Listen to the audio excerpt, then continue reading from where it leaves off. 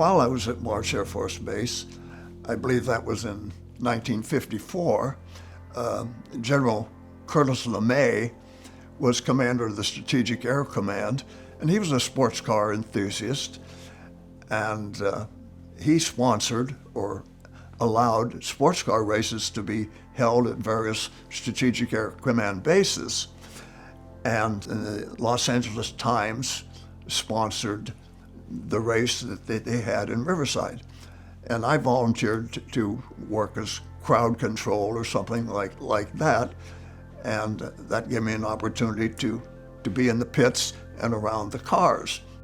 And that was the first time that I had ever heard a Ferrari. And there were maybe a half a dozen of them in that race. And it was a memorable experience to hear those V12 engines screaming. Did it immediately become like a predominant thought in your mind, or was it just kind of like it was just... No. That was not a feature at all. I was too busy trying to make a living, and I had my 56 Buick, which I drove for about 10 years. And it was about that time when it looked like I was going to be able to keep the job, and that the job was reasonably secure, that I started thinking about having a nice car, a play car. So I was living in Manhattan Beach, and my neighbor 2 doors up, Bob Hicks, he'd had cars all his life, and he was very knowledgeable in cars and had some nice, significant cars. And he was a civil engineer for the Air Force, installing underground refueling systems and stuff in the NATO bases. And every chance he had to take a 6 or 8 month tour, he would do that. And then one of those tours, then an architect that he was working with was a good friend of Stirling Moss. And so as a result, Bob Hicks got to know Stirling. And Stirling traveled a lot in those days, as did later too.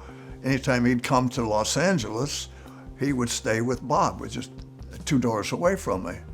And Bob's first wife died, but then he remarried.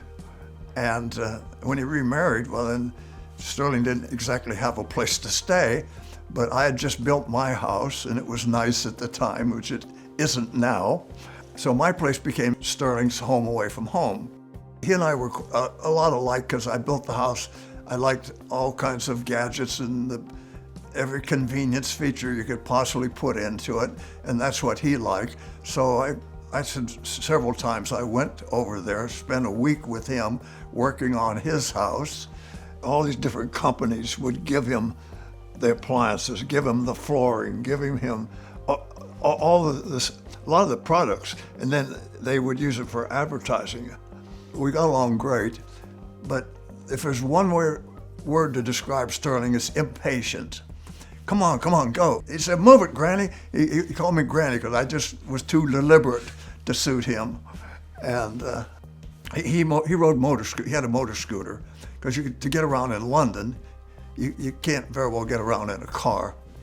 And we were working on the house, and I remember we needed some plumbing parts, and it was, 2 or 3 miles away. And so we got ready to go, and he said, well, you have to have a helmet. And he had his helmet that he used to wear when he was racing. So he just grabbed that helmet and says, here, wear that. So if you can imagine, he drives in traffic. If there's 3 feet to go through and you need 2 feet and 11 inches, he'll go through. And when you're on a motor scooter, your knees are the widest part. And many times I thought I was going to get my knees knocked off as he's going between cars.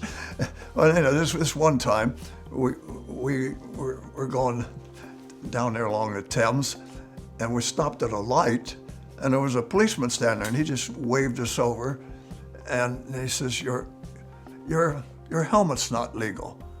And I says, well, what do you mean? He says, bloody good, I bought it in Sweden. and so he immediately then says, do you know, and there's policemen, they carry a little book with addresses. Now, he said, do you know this address? And then the policeman said, well, you do this and that. And they said, well, Okay, but cheerio, and away we went. No more discussion about the helmet. There's one time we were moving a car across town someplace, and he said, it's in his car, and he was taking that one. Well, he just took off without regard that I'd have to follow him. I didn't even know where I was going.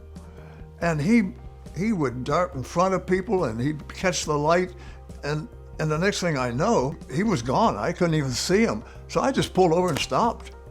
I said, well, nothing I can do. Pretty soon he came back, and he said, what's wrong, you out of petrol? I said, no, I can't follow you. You got to give me a chance. Come on, Granny. Stirling was not that much into cars. He was more interested in building houses. But he and I did go through Shepherd Street and take about a 45-minute video of every nook and cranny of that place, documenting that house, and he would mention the various sponsors that had provided the things. And it turned out to be quite good, if I dare say so, for a couple of amateurs.